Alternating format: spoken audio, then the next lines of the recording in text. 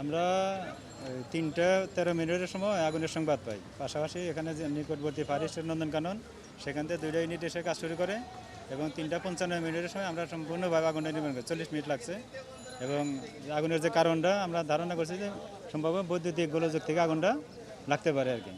আর যেহেতু একটা শোরুম, এখানে কাপড়ের যে শোরুমে থাকলে তো কম থাকে, সেই হিসাবে আমরা ক্ষতি চিন্তা ভাবনা করছি 5 থেকে হয়তো 10 লাখ টাকার কাপড় ক্ষয়ক্ষতি হতে পারে।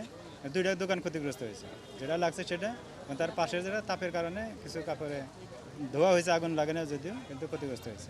বারবার এই 2 মাস 3 মাস পর আমাদের আসতে হইতে আছে। একই ফ্লোরে 3 মাস আগেও নিবেছি, আবার এই 3 মাস পরে আবার আগুন নিবাইতে হবে। এদেরকে আমরা সতর্ক করতে হচ্ছি যে একটু সচেতন হওয়ার জন্য।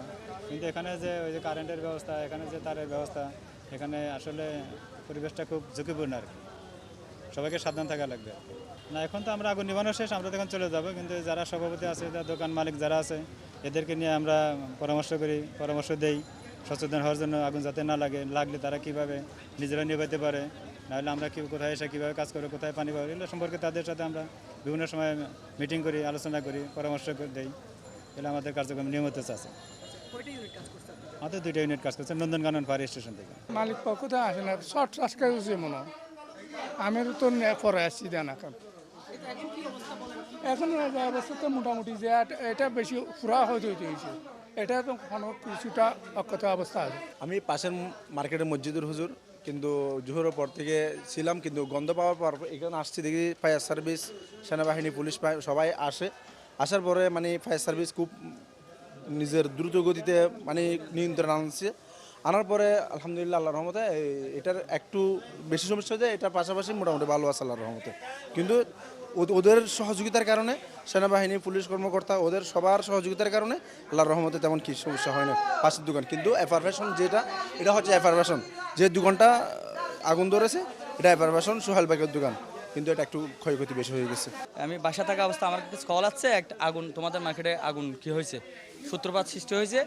বলার সঙ্গে যে আমি এসে দেখি এখানে আলহামদুলিল্লাহ আমাদের পার্শ্ববর্তী ফায়ার সার্ভিস বাইরা, সেনাবাহিনীর বাইরা, পুলিশ বাইরা এবং আমাদের অত্র মার্কেটের সভাপতি মোহাম্মদ এনামুল হক, ওনার খুব দক্ষতার সহিত ফায়ার সার্ভিসের এই কর্মীরা খুব সাহসিকতার সহিত আমার পেছন যে দোকানটা বিশেষ ক্ষয়ক্ষতি হয়েছে, ও দোকান থেকে আগুনটা অন্য কোনো দোকানে মানে সূত্রপাত হতে দেয় নাই। তো যার ফলে ওই দোকানে আগুনটা নিয়ন্ত্রণ আসাতে আশেপাশে অন্য দোকানগুলো আলহামদুলিল্লাহ এখন অক্ষত আছে। আসলে আগুন লাগার বিষয়টা তো অনাকাঙ্ক্ষিত ছিল এবং কীভাবে লাগছে এটা তো কেউ দেখে নাই। এটা হঠাৎ করে আগুন লাগছে, আমরা খবর পাইছি, খবর পাওয়ার পর আমরা ফায়ার সার্ভিসে খবর দিলাম, ফায়ার সার্ভিস আসলো।